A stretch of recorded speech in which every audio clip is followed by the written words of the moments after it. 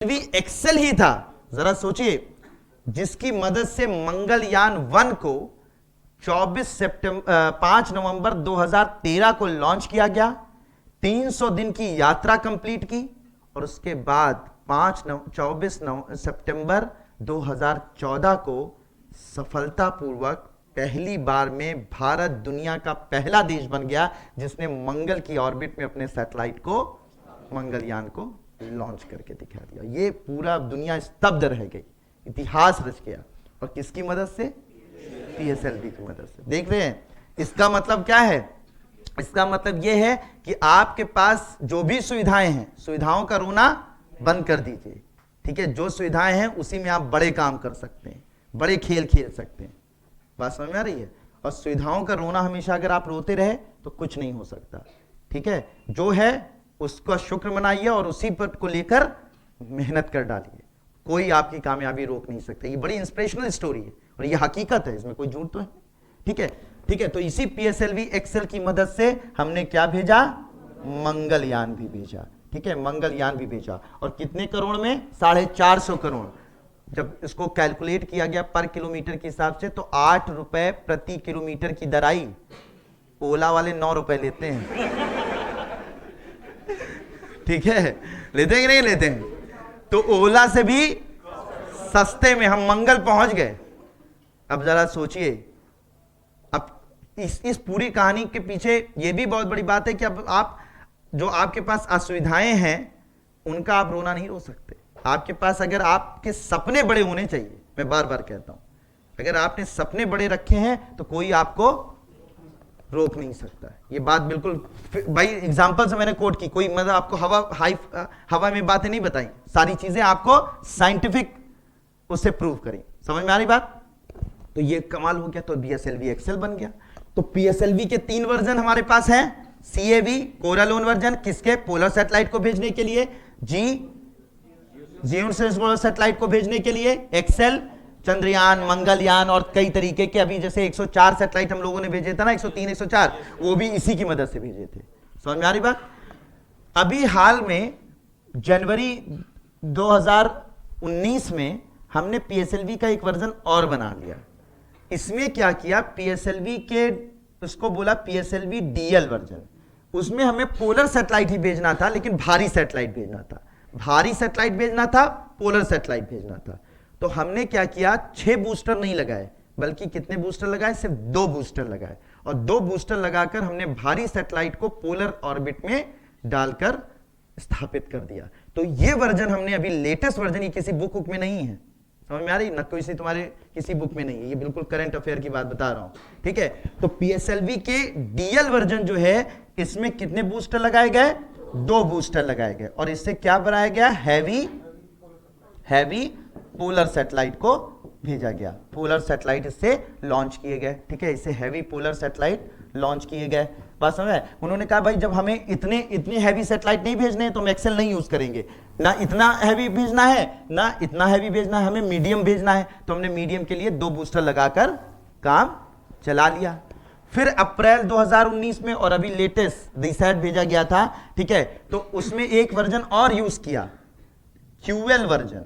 QL का मतलब क्वाडा, यानी कि इसमें कितने बूस्टर लगाए गए? 4 बूस्टर। इससे भी हमने क्या किया? हैवी पोलर सैटेलाइट को लॉन्च किया। ठीक है, तो जैसे जैसे जैसे वेट के हिसाब से हमने उसको यूज किया, इसमें कम था, इसमें और ज्यादा वेट था। ठीक है, इसको हमने लॉन्च किया। ठीक है, तो ये कितने वर्जन हो गए पीएसएलवी के? 5 वर्जन। तो भारत के पास पीएसएलवी के कितने वर्जन हैं? 5 वर्जन है। पीएसएलवी सीएवी, जी, एक्सेल, डीएल, क्यूएल। पूरा अपडेट 100%। ये बिल्कुल current affair, latest current affair के साथ अपडेट कर रहा हूं आपको। ठीक है, बात समझ में आ रही है? तो समझ में आ गया, सारा मतलब भी समझ में आ गया कि क्या क्या होता है। सीएवी की मदद से पोलर सैटेलाइट, लेकिन लाइट पोलर सैटेलाइट। ठीक है, जी से जियोसिंक्रोनस सैटेलाइट, एक्सेल से चंद्रयान, मंगलयान और हैवी पोलर सैटेलाइट या जियोसिंक्रोनस सैटेलाइट को लॉन्च किया जाएगा। डीएल से हैवी पोलर सैटेलाइट लेकिन विथ 2 बूस्टर। क्यूएल के साथ हैवी पोलर सैटेलाइट लॉन्च किए जाएंगे लेकिन विथ 4 बूस्टर। समझ में आ रही? अब पीएसएलवी दुनिया का सबसे सफलता वाला, यानी सबसे सस्ता, सबसे सफल क्या बन गया? लॉन्च व्हीकल बन गया। इसी वजह से इसे वर्किंग हॉर्स के नाम से जाना जाता है, काम करने वाले घोड़े के नाम से जाना जाता है। समझ में आ गई बात? नोट कीजिए।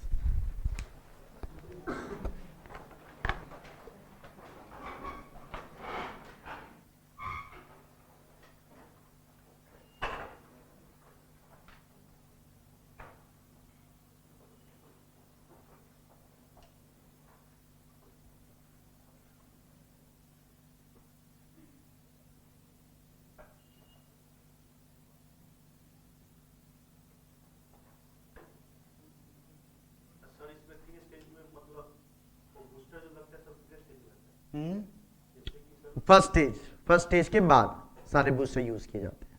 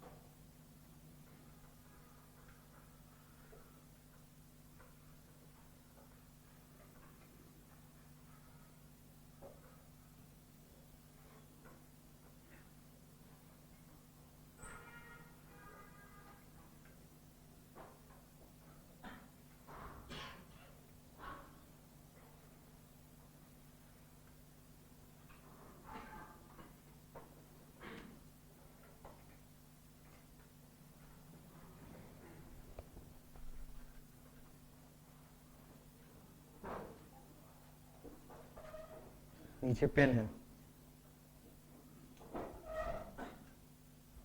हो गया।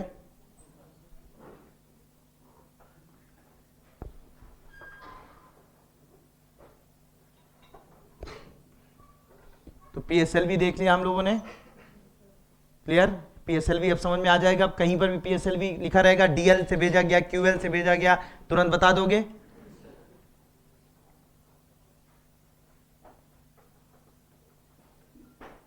दो घंटे में तुम लोग 1.5 घंटे में पानी उनी सब पी लो।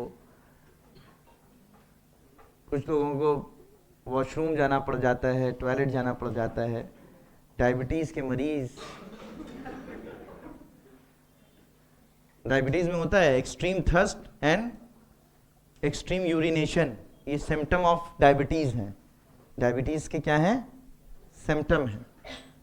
ठीक है, बहुत ज्यादा प्यास लगती है और बहुत ज्यादा टॉयलेट जाना पड़ता है, और कई लोगों में ये देखता हूं 2 घंटे बर्दाश्त नहीं होते, पहले पानी पी के आएंगे, थोड़ी देर बाद टॉयलेट जाएंगे। बैठ जाओ। तो हो गया ये PSLV। अब आता है GSLV, जियो सिंक्रोनस सैटेलाइट लॉन्च व्हीकल। ठीक है, यानी भू तुल्यकालिक उपग्रह प्रक्षेपण यान।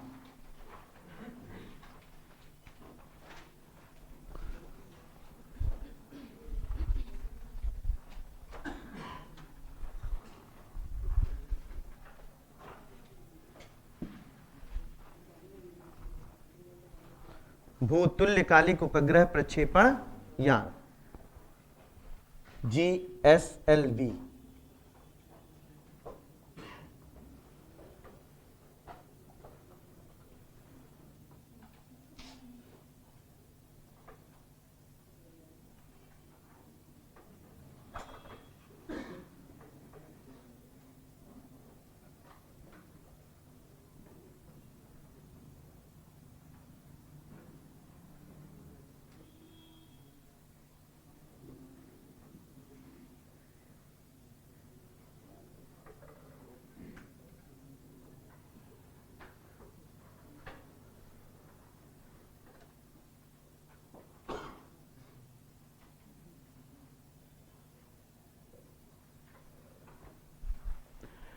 अब GSLV जो होता है ये 3 स्टेजेस का रॉकेट है, जिसमें जो फर्स्ट स्टेज होगा, ये फर्स्ट स्टेज जो रॉकेट होता है, इस फर्स्ट स्टेज में आपका बूस्टर लगाए जाते हैं। ठीक है, स्ट्रैप ऑन बूस्टर होते हैं, और ये सारे के सारे सॉलिड फ्यूल से, ठीक है, सॉलिड फ्यूल के से बने हुए बूस्टर्स होते हैं। तो इसमें क्या होता है, फर्स्ट स्टेज उस तरीके की नहीं होती जैसे कि हम लोग देखते थे, फर्स्ट स्टेज इंजन भर के फिर उसको बूस्टर से ऑन किया। इसमें क्या होता है, सारा फ्यूल बूस्टर की फॉर्म में ही रहता है। ठीक है, तो फर्स्ट स्टेज क्या होते हैं, सॉलिड फ्यूल बूस्टर्स होते हैं, फर्स्ट स्टेज। Second, liquid.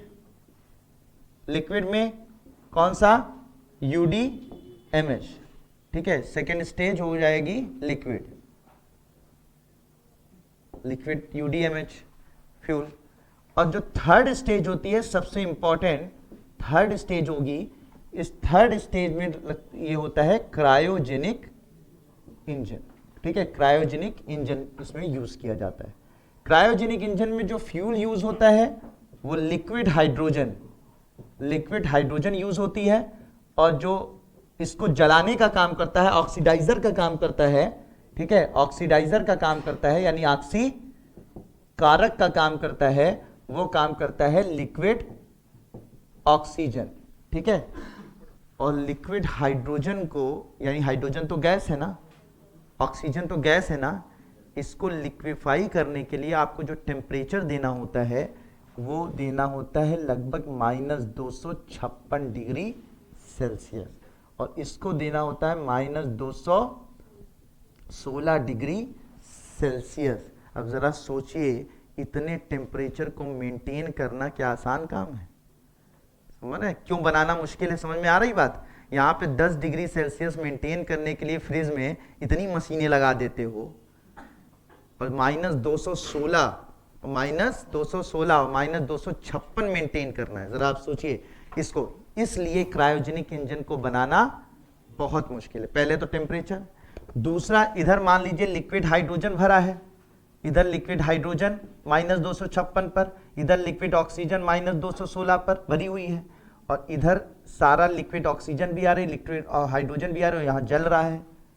तो यहाँ पर -256, यहाँ -216, और बीच में temperature 2000 degree Celsius, 1000 degree Celsius. भाई जलेगा तो टेम्परेचर क्रिएट होगा नहीं। अब बताओ कि ऐसा तो है नहीं जलाओगे यहाँ पर ले आकर, जलाओगे वहीं पर, तो इतना टेम्परेचर, इधर -256, इधर -216 और इधर हजारों डिग्री सेल्सियस टेम्परेचर बन रहा है। तो जरा इनको सेपरेट कैसे करो, समझ में आ रही बात नहीं? मतलब इनका सेपरेशन कैसे होगा कि ये टेम्परेचर इसको अफेक्ट ना करे और इसका टेम्परेचर इसको अफेक्ट ना करे, यानी आग और बर्फ को एक साथ रखना है और दोनों एक दूसरे को अफेक्ट ना करें। तो इसको कैसे बनाओगे? तो ये सब, इसके अलावा भी कई चैलेंजेस हैं।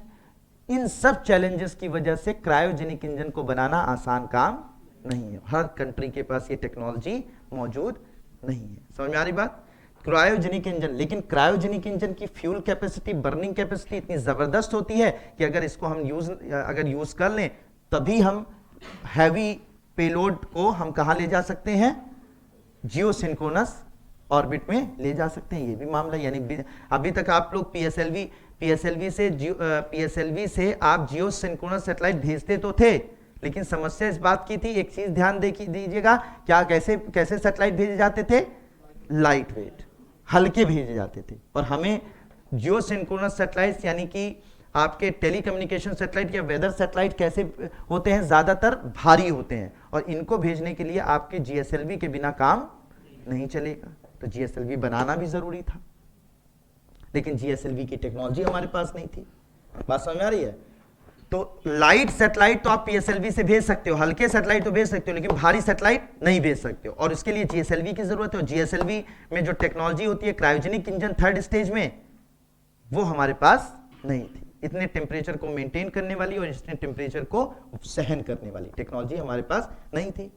तो इस कंडीशन में हमारी रशिया ने मदद की और रशिया ने कहा कोई बात नहीं, हम तुम्हें टेक्नोलॉजी ट्रांसफर नहीं करेंगे, लेकिन टेक्नोलॉजी नहीं ट्रांसफर करेंगे, लेकिन हम तुम्हें क्या कर सकते हैं? हम तुम्हें अपने इंजन दे सकते हैं। भाई सीधी बात, टेक्नोलॉजी हम ना दे, एक तरीका ये होता है हम ये पेन तुमको दे दें, एक तरीका ये है कि हम बता दें ये पेन कैसे बनाई है मैंने, तो तुम तुरंत बना लोगे। और एक तरीका ये है कि हम ये ना बताएं, हम तुम्हें से पेन दे दें और हम कहीं खोल कर अपने आप इसको सीख लो। रिवर्स इंजीनियरिंग, खोल खोल के देख लो कहां कैसे क्या चीजें डालनी। वक्त लगेगा लेकिन बन तो जाएगा। तो यही काम रशिया ने किया। रशिया ने कहा हम टेक्नोलॉजी ट्रांसफर आपको नियमों के अनुसार टेक्नोलॉजी ट्रांसफर नहीं कर सकते, लेकिन हम आपको अपना इंजन तो दे ही सकते हैं ना। भारत ने कहा भाई आप वही भागते भूत की लंगोटी भली। उन्होंने कहा भैया इसको ही ले लो, बढ़िया जो भी है। तो भारत को रशिया ने मदद की और उनको इंजन प्रोवाइड कर दिए, और इंजन प्रोवाइड करके उसको सीखना शुरू किया भारत के वैज्ञानिकों ने। तो जो जीएसएलवी बनाया गया, तो जीएसएलवी को हमने बनाना स्टार्ट किया। जीएसएलवी हम लोग क्यों बना रहे हैं समझ में आई कोई बात नहीं? उसका कारण क्या है? क्योंकि हमें हैवी सैटेलाइट भेजने हैं। अभी तक हम हल्के फुल्के तो भेज ले रहे थे, लेकिन हैवी सैटेलाइट भेजने हैं। तो जीएसएलवी का पहला वर्जन हमने बनाना शुरू किया, जिसका नाम रखा GSLV MK1, GSLV mark 1। Mark का मतलब होता है वर्जन, वर्जन का मतलब होता है प्रकार। जीएसएलवी मार्क 1, तो जीएसएलवी मार्क 1 हमने बनाया। इसमें हमने क्या यूज किया? रशियन इंजन, ठीक है, रशियन क्रायोजेनिक इंजन। सी का मतलब क्रायो, ई मतलब इंजन। समझ में आ जाएगी ना बात? क्रायोजेनिक बाद में कहो सीई क्या है? Civil engineering, Russian civil engineering. तो क्रायोजेनिक इंजन, ठीक है। और इसको सिर्फ हमने किस लिए बनाया था? रिसर्च और डेवलपमेंट, यानी कि अनुसंधान और विकास के लिए। इसको किसके लिए बनाया गया था? अनुसंधान और विकास के लिए, ठीक है, अनुसंधान और विकास के लिए, ठीक है। जब हमने इससे अनुसंधान कर लिया, सीख लिया कि कैसे क्रायोजेनिक इंजन बनाए जाते हैं, जब हमने देख लिया, तो फिर हमने अपना बनाया जीएसएलवी MK2 नाम दिया। समझ में आ रही है? जीएसएलवी MK2 में कैसा इंजन लगाया? इंडियन क्रायोजेनिक इंजन यूज किया, लेकिन इसकी पेलोड कैपेसिटी थोड़ा इंटरनेशनल स्टैंडर्ड से कम थी। पेलोड कैपेसिटी क्या थी? लियो में, लो अर्थ ऑर्बिट में अगर इसकी मदद से हम सैटेलाइट डालते तो कितने किलोग्राम के? 5000 किलोग्राम के सैटेलाइट डाल सकते थे, और जियो में इसकी मदद से हम लगभग 2500 किलोग्राम के सैटेलाइट को भेज सकते हैं। तो ये तो ठीक है, लेकिन अभी भी इंटरनेशनल स्टैंडर्ड वाला नहीं है। हमने और फिर इसको इम्प्रूव किया। फिर हमने जीएसएलवी MK3 बनाया, ठीक है, MK3 इम्प्रूव किया। इसमें भी कैसा इंजन लगाया? Indian cryogenic engine. ठीक है। और इसकी जो पेलोड कैपेसिटी थी, पेलोड कैपेसिटी बढ़ गई। लियो में इसकी मदद से लगभग 8000 से 10,000 किलोग्राम के सैटेलाइट को भेजा जा सकता है, और जियो में लगभग 4000 से 5000 किलोग्राम के सैटेलाइट को भेजा जा सकता है। तो ये तो इसका GSLV MK3 का हमने 5 जून 2017 को पहला परीक्षण किया, और ये पूरी तरीके से क्या हो गया, सक्सेसफुल हो गया। और अब हमारे पास क्या है, माँ भी है। ठीक है, पहले होता ना डायलॉग कि मेरे पास गाड़ी है, बैंक बैलेंस है, बंगला है, तुम्हारे पास क्या है? ठीक है, मेरे पास माँ है। ठीक है, तो हमारे पास पहले माँ ही थी, अब सब है। ठीक है, मतलब ये भी हो गया। मतलब तो ये जो GSLV MK3 है, ये दुनिया के वो हैवी रॉकेट्स हैं, ठीक है, जो अमेरिका की डेल्टा 1 की बराबरी करते हैं, ठीक है, चाइना के लॉन्ग मार्च की बराबरी करते हैं, रशिया के अंगारा की बराबरी करते हैं।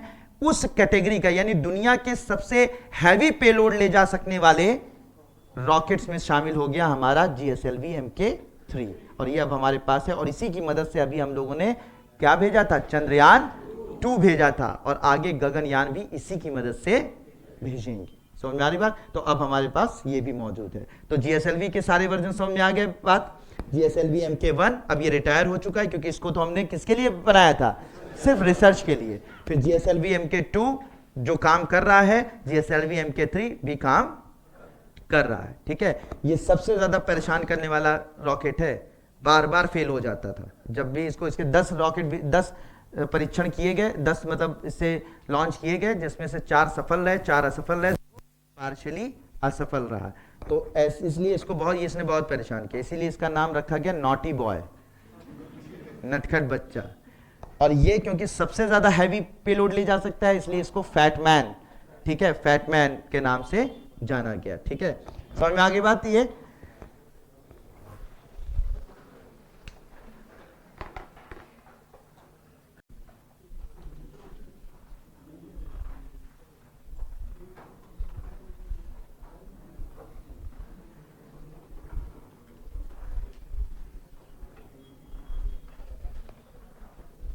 अब तीसरा RLV रीयूजेबल लॉन्च व्हीकल, पुनः प्रयोज्य प्रक्षेपण यान।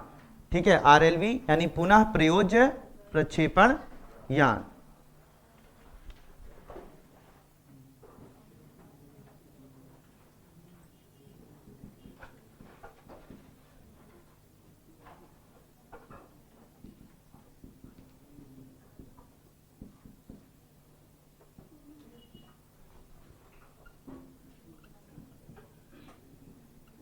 पुनः प्रयोज्य प्रक्षेपण यान। अब पुनः प्रयोज्य प्रक्षेपण यान जो बनाया जा रहा है, ठीक है, इसका अभी तक जितने भी आप लोगों ने प्रक्षेपण यान देखे, वो क्या करते थे, सैटेलाइट को ले जाते थे, ऑर्बिट में डालते थे, और वहीं पर नष्ट हो जा रहे थे। यही तो हो रहा था ना, लेकिन इससे बड़ा पैसा खर्च हो रहा था। हमने कहा कि ऐसे नहीं होने देंगे, अब हमें ऐसा यान बनाना है कि जो जाए, छोड़े और वापस आ जाए, जाए, छोड़े और वापस आ जाए।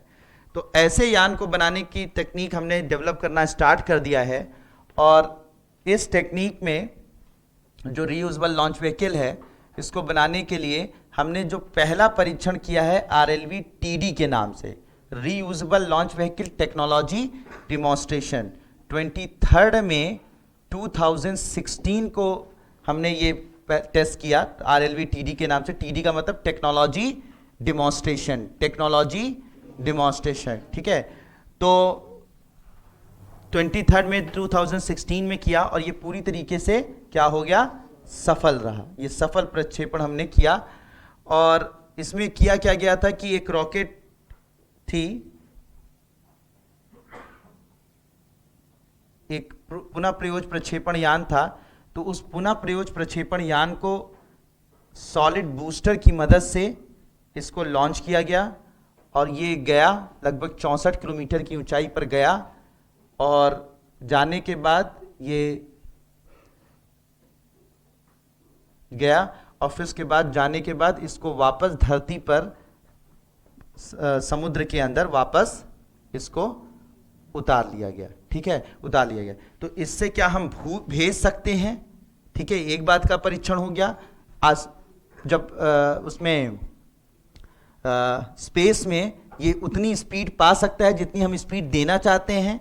ठीक है, इसका परीक्षण हो गया। और री एंट्री करते वक्त ऐसा तो नहीं है कि वायुमंडल के घर्षण की वजह से जलकर खत्म हो जाए। तो इसमें जो टाइल्स लगाई गई हैं, तापरोधी जो टाइल्स लगाई गई हैं, जिससे कि जब ये वायुमंडल में प्रवेश करे तो वायुमंडलीय घर्षण के कारण जलकर खत्म ना हो, इसका भी परीक्षण कर लिया गया।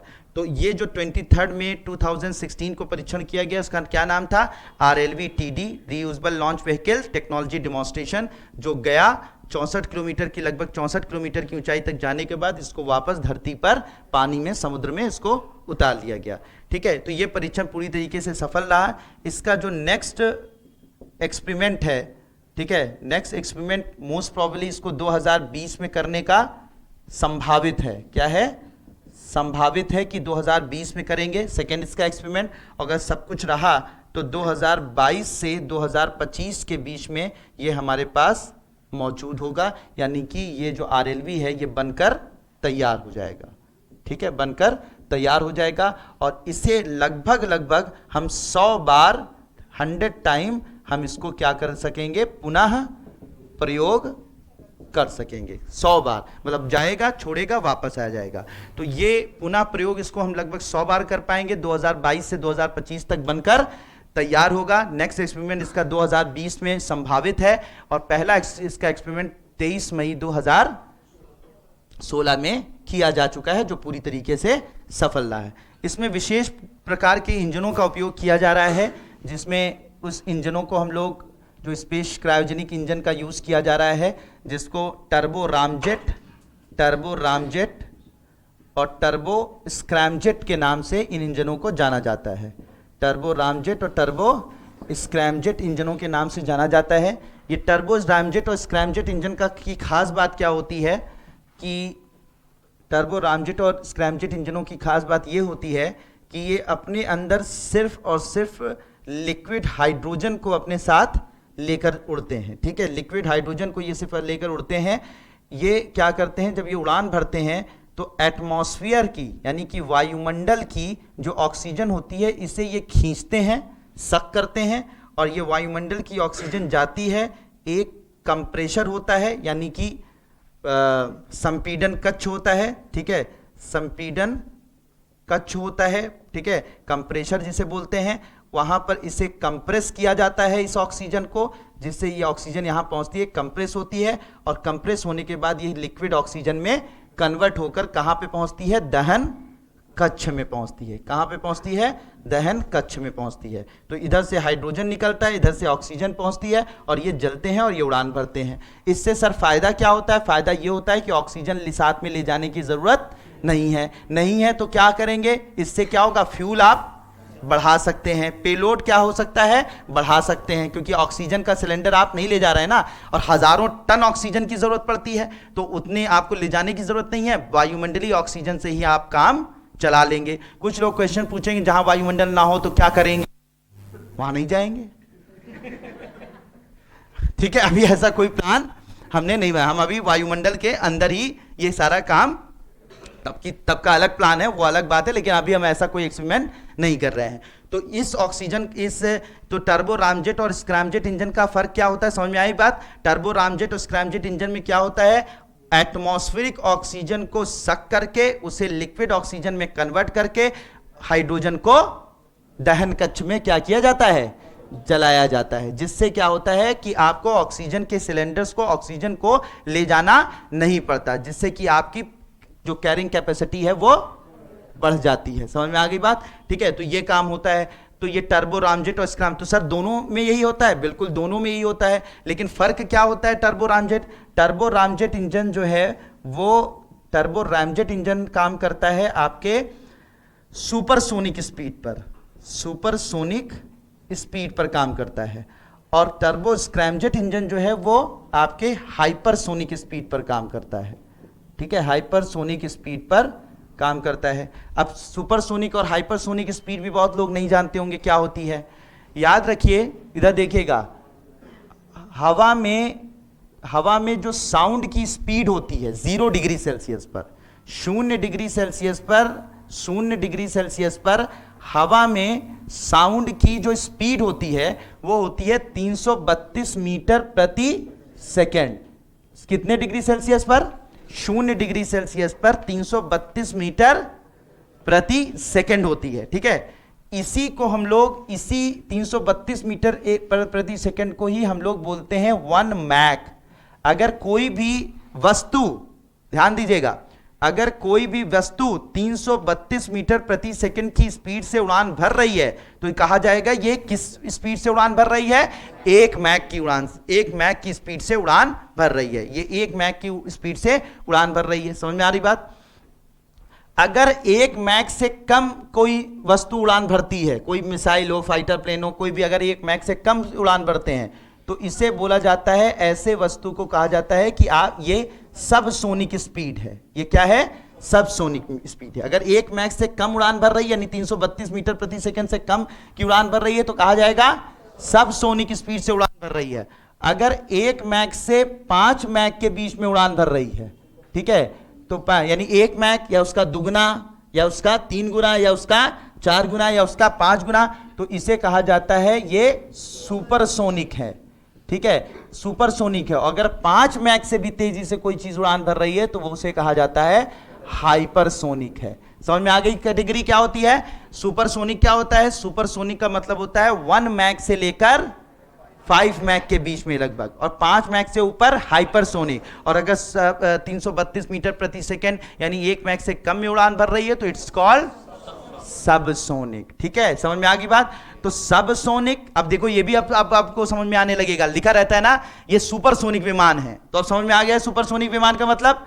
आपके बेसिक्स बिल्कुल क्लियर हो रहे हैं ना? ठीक है, 100%। ठीक है, तो इसमें सुपरसोनिक विमान, तो सुपरसोनिक विमान का मतलब जिसकी स्पीड 332 मीटर प्रति सेकेंड या उससे ज्यादा हो, ठीक है, 5 मैक तक, तो उसे क्या बोलेंगे? सुपरसोनिक। 5 मैक से ज्यादा हाइपरसोनिक और 1 मैक से कम सबसोनिक। बिल्कुल क्लियर हो गई बात? तो ये जो टर्बो रामजेट इंजन है ये सुपरसोनिक स्पीड पर काम करेगा। एटमॉस्फेयर से ऑक्सीजन को सक करके लिक्विड में बदलकर उसे इंजन में जलाने के लिए भेजेगा, और ये हाइपरसोनिक स्पीड पर उड़ान भरेगा, और हाइपरसोनिक स्पीड के वक्त में काम आएगा। और ये क्या करेगा? एटमॉस्फेरिक ऑक्सीजन को सक करके, लिक्विफाई करके और उसे हाइड्रोजन को जलाने में मदद करेगा। तो हमारे पास टर्बो रामजेट इंजन था, स्क्रैमजेट इंजन नहीं था, लेकिन लगभग 28 अगस्त 2016 को हमने ये भी एक्सपेरिमेंट किया, और ये पूरी तरीके से सफल परीक्षण हमने इसको किया, और ये अब हमारे पास मौजूद है। तो टर्बो स्क्रैमजेट इंजन भी अब हमारे पास मौजूद है।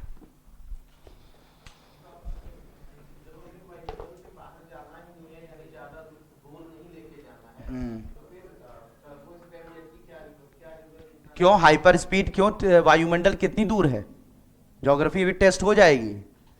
ठीक है, वायुमंडल काफी दूर तक है ना, तो हम यहां से 36,000 40,000 तब भेजेंगे, और जल्दी हमें ले जाना, और वो स्पीड अगर आप हाइपरसोनिक स्पीड नहीं देंगे तो फिर ऑर्बिटल वेलोसिटी कैसे देंगे? तो उन सब चीजों के लिए जरूरत है ना।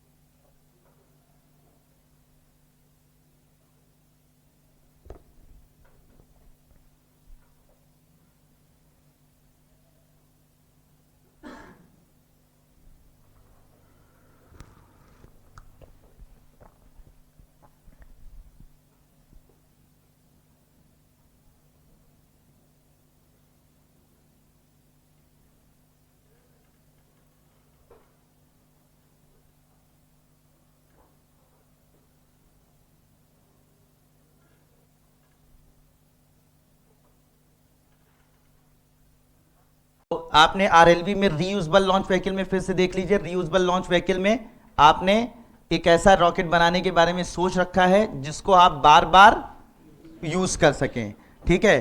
तो इसके लिए हमने सबसे पहला एक रॉकेट का एक्सपेरिमेंट किया जिसका नाम रखा RLV-TD 23 मई 2016 में, जहां पर रॉकेट को भेजा गया आसमान में कुछ ऊंचाई पर 64 किलोमीटर की लगभग ऊंचाई पर भेजा गया, फिर उसे धरती पर वापस उतार लिया गया, ठीक है।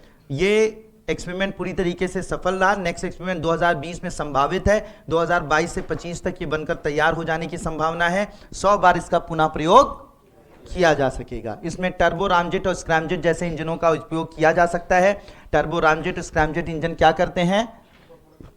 वायुमंडलीय ऑक्सीजन को द्रवित ऑक्सीजन में बदलकर उनका उपयोग हाइड्रोजन को जलाने के लिए करते हैं। समझ में आ रही बात? आगे बात, ठीक है। रामजेट इंजन किस में यूज किया जाएगा? सुपरसोनिक स्पीड पर। और हाइपरसोनिक स्पीड पर क्या यूज किया जाएगा?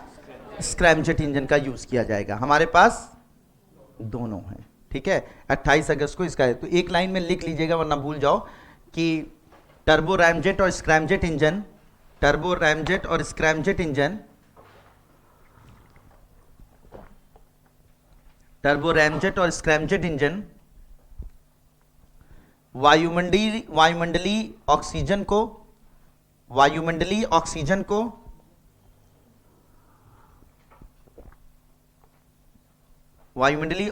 को खींचकर उन्हें द्रवित ऑक्सीजन में बदलकर द्रवित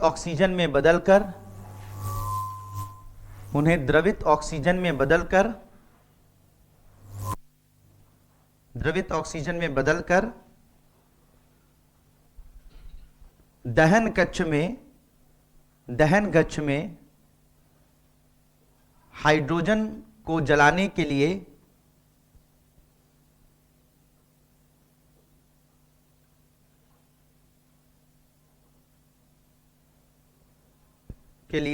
करते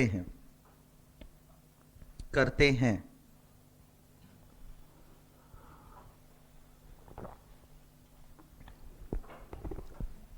हो गया। अब हम लोगों ने सैटेलाइट के प्रकार पूरे देखे, याद हो गए सब लोगों को? जब अब जीसैट पूछा जाएगा बता दोगे, ठीक है। अब आपको रीसैट पूछा जाएगा बता दोगे। जीसैट क्या होते हैं? Telecommunication satellite. रीसैट कैसे होते हैं? ठीक है। IRS कैसे होते हैं? नेविगेशन होते हैं, मार खाओगे। IRS, हाँ ठीक है। कार्टोसैट कैसे होते हैं? इरनस कैसा होता है? सब बिल्कुल तैयार हो गया ना? अब कोई दिक्कत नहीं है? 100% कुछ कॉन्फिडेंस आया स्पेस टेक्नोलॉजी में, ठीक है। अब अगर कोई भी मान लीजिए आपसे पास कोई भी आता है कि रीसैट भेजा गया, और रीसैट भेजा गया तो आपको समझ में आ जाएगा रीसैट कैसा सैटेलाइट है? Remote sensing satellite. बस रीसैट आपने पढ़ लिया, रिमोट सेंसिंग सैटेलाइट है। क्या काम करता है आपको पता है? रीसैट किससे कहां भेजा गया होगा? लियो ऑर्बिट में भेजा गया होगा, पूरी पृथ्वी का कई बार चक्कर लगाता होगा। बिल्कुल बात है। कहां पे किससे भेजा गया होगा? PSLV से भेजा गया होगा। 100% बात। कितनी बातें? यही सब बातें तो लिखी रहती हैं, यही सब बातें तो आपकी उसमें पूरे डिटेल में लिखी होती हैं। उसी को पढ़ पढ़ के बीमार हो जाते हो तुम लोग। अब बीमार होने की जरूरत, अब आप एक बार नाम पढ़िए, अब आपको समझ में आ जाएगी बातें, ठीक है। क्लियर हो गई बात? अब जितने भी सैटेलाइट में कौन कौन से होते हैं? टेलीकम्युनिकेशन सैटेलाइट में ट्रांसपॉन्डर होता है, मेन जो डिवाइस है, ठीक है। रिमोट सेंसिंग सैटेलाइट में कैमरे होते हैं, रडार होता है, लिडार होता है, ये सब होते हैं, ठीक है। आपके नेविगेशन सैटेलाइट में ट्रांसपॉन्डर होता है और रूबिडियम एटॉमिक क्लॉक होती है। बहुत अच्छा, समझ में आ रही नहीं? ये सब बातें। फिर आपके जितने भी PSLV, GSLV, आपको RLV समझ में आ गया। PSLV जो होता है पोलर सैटेलाइट को लॉन्च करने के लिए, लेकिन आजकल हम लोग सब कुछ लॉन्च करते हैं उससे, ठीक है। GSLV जो है जियो सिंक्रोनस लॉन्च करने के लिए, लेकिन ये हैवी जो सैटेलाइट को लॉन्च करने के लिए बनाया गया। और RLV वो है जो PSLV पोलर सैटेलाइट भी लॉन्च करेगा और जियो सिंक्रोनस सैटेलाइट भी लॉन्च करेगा, लेकिन बार बार, ठीक है, रीयूज किया जा सकेगा, रीयूज किया जा सकेगा, ठीक है। वायुमंडल वाला बात मत बोलना, ठीक है। रीयूज किया जा सकेगा, जिसे बार बार यूज किया जा सकेगा। अब हम लोग आ जाते हैं स्पेस मिशंस पर। स्पेस मिशंस पर कौन कौन से भारत ने स्पेस मिशंस भेजे हैं, भेज रहा है और भेजने वाला है, ठीक। क्यों तुम मुस्कुराते नहीं हो यार, घूरते रहते हो।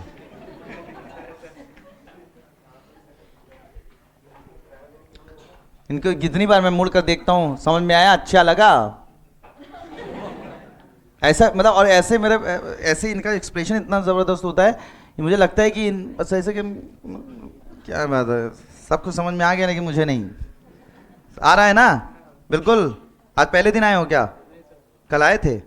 अच्छा चलिए, तो स्पेस मिशंस की बात करें। हाँ, डबल इंजन, सिंगल इंजन, इसमें थर्ड जो स्टेज होगी उसमें ये इंजन यूज किया जाएगा, ठीक है। सिर्फ यही सिंगल इंजन नहीं, पहले सॉलिड लिक्विड यूज करके थर्ड स्टेज में जो क्रायोजेनिक इंजन था उसमें हम क्या यूज करेंगे, ये वाला टर्बो रामजेट और स्क्रैमजेट इंजन का यूज करेंगे। पता मतलब उसी तरीके से यूज होगा, लेकिन थर्ड स्टेज में हम यूज करेंगे क्रायोजेनिक इंजन। कौन सा क्रायोजेनिक?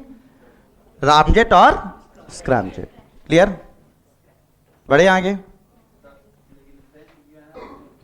हाँ, फ्रेंच गुयाने से क्यों छोड़ा जाता है? फ्रेंच गुयाने से आपके जीएसएलवी नहीं छोड़ता, बल्कि उनका फ्रेंच का रॉकेट छोड़ता है। क्यों छोड़ता है? क्योंकि उतने हैवी सैटेलाइट्स भेजने का हमारे पास कैपेसिटी नहीं थी, इसलिए छोड़ता था।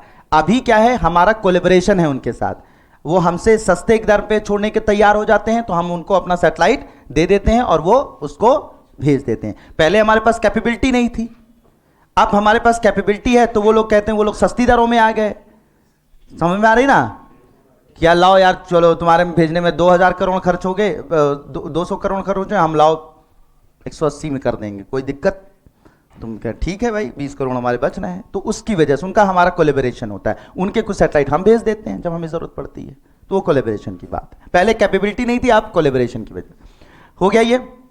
अब चंद्रयान, इसमें स्पेस मिशंस में सबसे पहले हम लोग देखेंगे चंद्रयान 1, ठीक है। हेडिंग डाल लीजिए, चंद्रयान 1।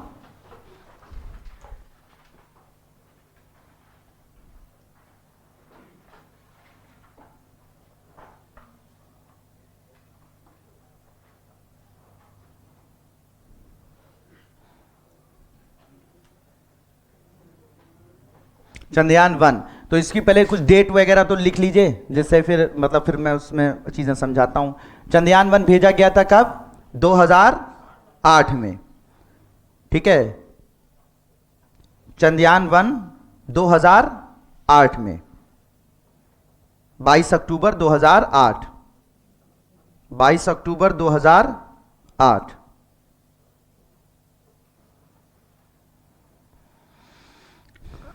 किससे भेजा गया था? पीएसएलवी से। अब तो तुम लोगों को बताने की जरूरत ही नहीं, मास्टर हो गए हो, ठीक है। पीएसएलवी कौन सा वर्जन? एक्सेल वर्जन, ठीक है। और रॉकेट का नाम था PSLV C11, PSLV C11, PSLV C11। मतलब है एक्सेल वर्जन ही, लेकिन नाम रखे जाते हैं ना, तो उसका नाम था पीएसएलवी C11 एक्सेल वर्जन।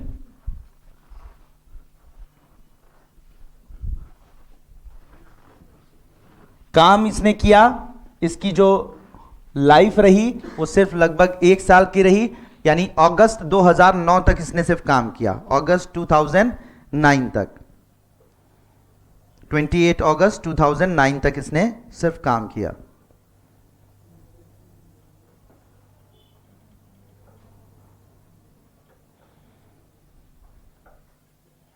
इसको भेजा गया था, इधर ध्यान दीजिएगा, इसको भेजा गया था 2 साल के लिए। इसको जो भेजा गया था 2 साल के लिए, लेकिन अनफॉर्चुनेटली सिर्फ 10 महीने में हमारा इसका कांटेक्ट टूट गया और फिर उसके बाद ये गायब हो गया। फिर हमारा संपर्क इससे नहीं हो पाया। लेकिन अभी हाल में 4-5 महीने, 6 महीने, 7 महीने पहले एक अमेरिका का नासा का सैटेलाइट तक घूमते हुए इसने देखा था, तो कि भैया वो तुम्हारा, वो हमारा लड़का जो है टहल रहा था, क्या नाम, हमारा संपर्क नहीं है, हमसे मतलब नहीं उसका। तो वो घूमते हुए देखे, लेकिन उसका कोई यूज नहीं है। तो अभी ये 10 महीने उसने, लगभग 10-12 महीने उसने काम किया था। अब चंद्रयान 2 भेजा गया है। तो चंद्रयान 1 मैं क्यों बता रहा हूं, क्योंकि चंद्रयान 1 में ये नहीं पूछा जाएगा कि किस लिए भेजा गया था। चंद्रयान 1 में पूछा जाएगा कि क्या उसकी अचीवमेंट्स रही थी, क्या उसने वहां पर खोज की, इसके बारे में क्वेश्चंस पूछे जा सकते हैं। यूपीएससी हमेशा खेलता है आपके साथ। आप चंद्रयान 2 भेजा गया, चंद्रयान 2 रट के जाओगे और वो पूछ लेगा चंद्रयान 1 की अचीवमेंट। ठीक है, तुम होता है ना, कहते हैं कि तुम डाल डाल और वो पात पात। यूपीएससी जहां तुम खेलते हो वहां से अलग तरीके से सोचना शुरू करता है।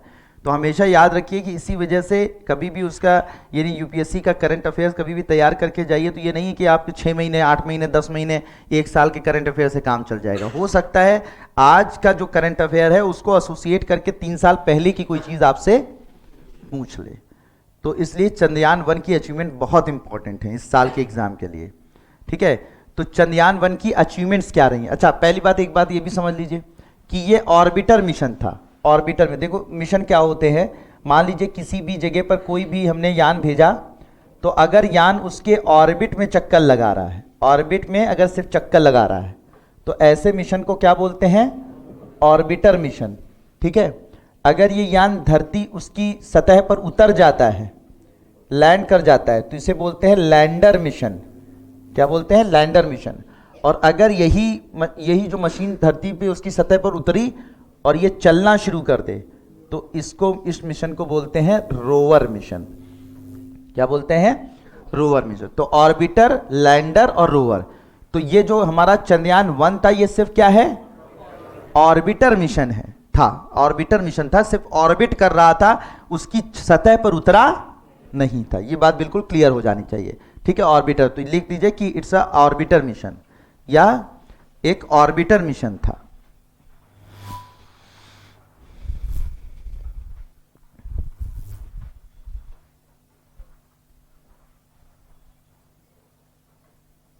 यह एक ऑर्बिटर मिशन था।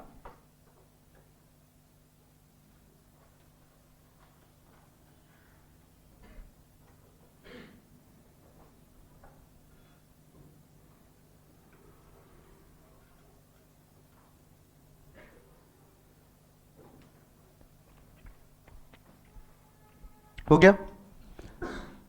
अब इसकी अचीवमेंट लिखिएगा, इसने क्या क्या अचीव किया, यानी इसने क्या, हाँ, उपलब्धियां क्या थी, इसकी उपलब्धियां जरूर इसको समझिएगा।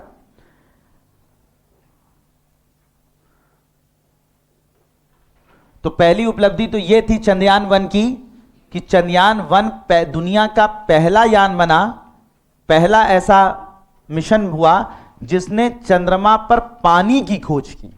ठीक है, तो ये नोट कर लीजिएगा कि चंद्रमा पर पानी की खोज करने वाला, पानी की पुष्टि करने वाला, चंद्रमा पर जल की पुष्टि करने वाला विश्व का पहला यान बना।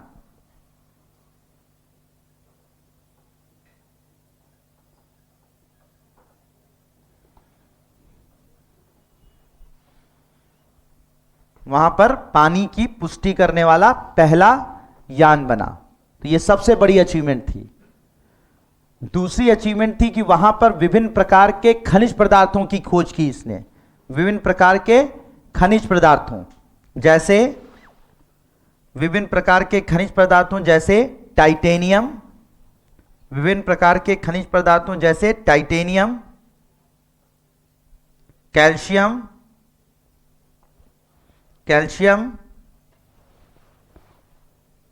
मैग्नीशियम,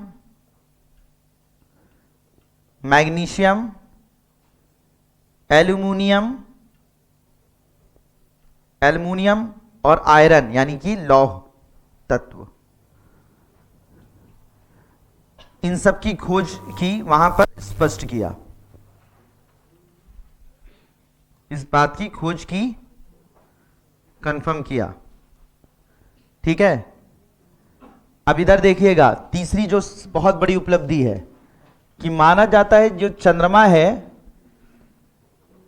इधर देखिएगा ध्यान से, चंद्रमा माना जाता है कि पृथ्वी का ही एक भाग हुआ करता था। बहुत कलम रो के समझिएगा, बड़ा इंटरेस्टिंग है।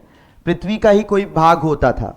हुआ ये कि एक बहुत बड़ा प्लैनेट था, ठीक है, प्लैनेटरी बॉडी थी, जो पृथ्वी के गुरुत्वाकर्षण क्षेत्र से आकर्षित हो गई, और वो आई और पृथ्वी के से टकरा गई। और टकराने के बाद क्या हुआ कि पृथ्वी का एक बहुत बड़ा भूभाग, ठीक है, इससे टूटकर अलग हो गया। और जब ये टूटकर अलग हो गया तो ये पृथ्वी के गुरुत्वाकर्षण क्षेत्र में चक्कर लगाने लगा ये भूभाग, और धीरे धीरे धीरे चक्कर लगाते लगाते लगाते लगाते कुछ दिनों के बाद ये किस में बदल गया? चंद्रमा में, यानी मून में ये बदल गया। ये अर्थ है, ठीक है, ये ऐसा माना जाता है। तो लोगों ने कहा इसके प्रमाण दिखाओ। अगर ऐसा हुआ था, ये परिकल्पना थी, एक इमेजिनेशन, एक हम लोगों ने बनाया था कि ऐसा हो सकता है। तो लोगों ने कहा भाई ये प्रमाण दिखाओ, अगर हो सकता है तो प्रमाण दिखाओ। प्रमाण कैसे दिखाया जाए? तो अगर ये माना गया कि जब ये टक्कर लगी, पहला प्रमाण तो ये कि जब टक्कर लगी होगी तो इतना बड़ा जो भूभाग टूटकर अलग हुआ होगा, तो वो भूभाग आज भी वो गड्ढा जहां से टूटकर चंद्रमा अलग हुआ था वो होना चाहिए, होना चाहिए। वो जगह कहां पर? पृथ्वी पर। पहले उसे दिखाओ। तो पता ये चला कि जापान के नीचे जो आपका कौन सा सी है, पूरा महासागर, प्रशांत महासागर है ना, तो प्रशांत महासागर का वो क्षेत्र, बहुत बड़ा क्षेत्र, जो यहां से एशिया के देशों से लेकर अमेरिका तक फैला हुआ है, ये बहुत बड़ा भूभाग है और बहुत ज्यादा गहरा है, क्योंकि सारे गहराई वाली जगह कहां पाई जाती हैं? वहीं पे पाई जाती है। ये गहरा वाला जो भूभाग है, असल में ये लगता है कि यहां से कोई चीज टूटकर अलग हुई थी, तो यही वो भाग है जहां से चंद्रमा टूटकर अलग हुआ होगा। तो एक ही चीज की खोज की गई, लेकिन इसे चंद्रयान 1 ने नहीं खोजा। फिर ये खोज हुई, लेकिन अब इस बात के प्रमाण भी मिले कि जब इतनी जबरदस्त टक्कर हुई होगी, जब इतनी जबरदस्त टक्कर हुई होगी तो उसमें इतनी ऊर्जा पैदा हुई होगी, इतनी ऊर्जा पैदा हुई होगी कि जो चंद्रमा जो टुकड़े उसके टक्कर होने के बाद, यानी उस प्लैनेटरी बॉडी के टक्कर होने के बाद निकले होंगे, वो असल में इतनी टेम्परेचर के कारण, इतने तापमान के कारण क्या हो गए होंगे? पिघल गए होंगे। और मैग्मा, जैसे कि ज्वालामुखी से मैग्मा निकलता है, उसमें मैग्मा में वो पिघलकर मैग्मा में बदल गए होंगे।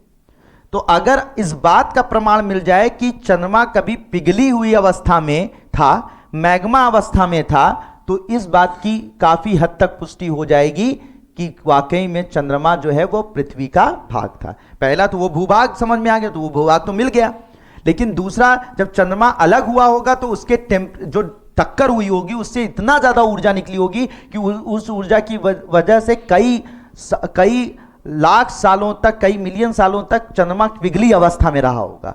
तो अगर वो पिघली अवस्था हमें प्रमाणित हो जाए कि चंद्रमा कभी पिघली अवस्था में मौजूद था, तो डेफिनेटली हम इस बात को मानना पड़ेगा कि पृथ्वी का ही कभी ना कभी चंद्रमा भाग था। तो इस हाइपोथेसिस को बोला जाता है लूनर मैग्मा ओशन हाइपोथेसिस।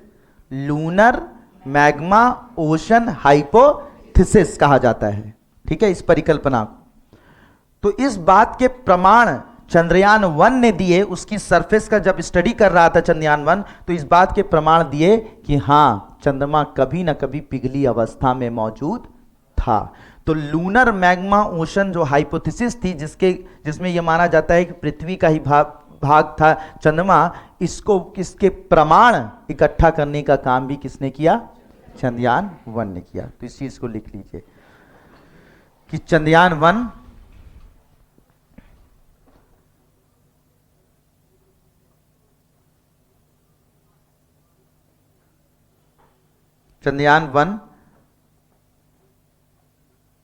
ने एक परिकल्पना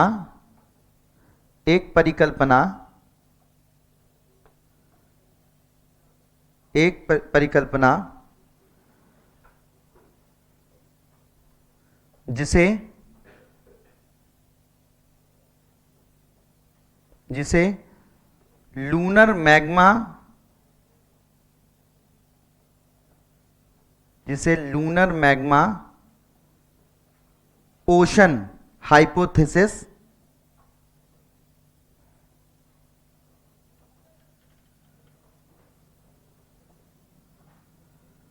लूनर मैग्मा ओशन हाइपोथेसिस कहा जाता है जिसके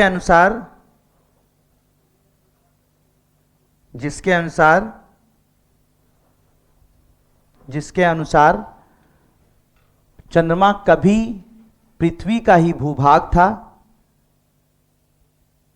चंद्रमा कभी पृथ्वी का ही भूभाग था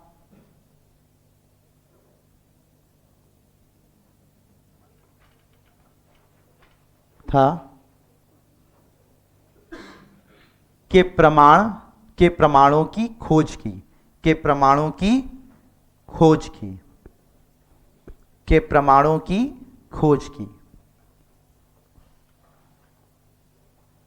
समझ में आ गई बात? तो 3 अचीवमेंट समझ में आ गए। चंद्रमा पर पानी, वहां पर खनिज पदार्थों की खोज, तीसरा लूनर मैग्मा ओशन हाइपोथेसिस को खोजने में मदद की। अब माना जाता है चंद्रमा में एक्सट्रीम टेम्परेचर पाया जाता है। एक्सट्रीम टेम्परेचर का मतलब यह होता है कि बहुत ज्यादा रात में वहां बहुत ठंड हो जाती है। ठीक है, बहुत ठंड मतलब माइनस, ठीक है, माइनस में 100 समथिंग डिग्री सेल्सियस तक टेम्परेचर पहुंच जाता है। तो ऐसी कंडीशन में वहां पर अगर हम कभी जीवन जीने के बारे में सोचेंगे, रहने के बारे में सोचेंगे, तो पॉसिबल नहीं हो पाएगा। तो हमें अगर चंद्रमा पर निवास करना है, चंद्रमा पर अगर रहने जाना है, तो हमें क्या करना पड़ेगा? ऐसी जगह ढूंढनी पड़ेगी जहां पर टेम्परेचर इतना हो कि हम उसे बर्दाश्त कर ले जाएं। तो चंद्रयान 1 ने